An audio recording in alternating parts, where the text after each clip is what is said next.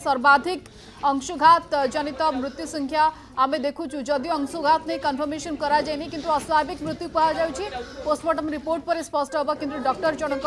ये जो महिला डॉक्टर जनक अच्छा बेस अस्तव्यस्त होती जहाँ सिम्पटम्स थाए पूर्व कि निश्वास न नहीं पारिबा एवं कष्ट अनुभव करवा अस्वाभाविक भाव जंत्रणा सबकि देखा मिली एवं ये देखा मिली जो महिला डॉक्टर जनक किभली व्यस्त होती बोधे ऑक्सीजन अभाव रही शरीर में जो व्यस्त होती कर्तव्य समय जिते कर्तव्यरत थिले महिला डॉक्टर जनक से समय एभली परिस्थिति उपजी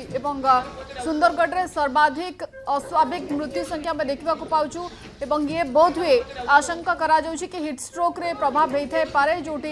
रोगी मानक चिकित्सा करू करू हठात डॉक्टर जनक असुस्थ हो पड़ते ऑक्सीजन कमी जाइए शरीर में ऑक्सीजन मागुंट ये समय सबुठ अधिक कहुच्छी कि पानी पीवार आवश्यकता रही पानीय जल सफिशिएंट नियंतु हाइड्रेट रखते शरीर को किंतु महिला डॉक्टर जनक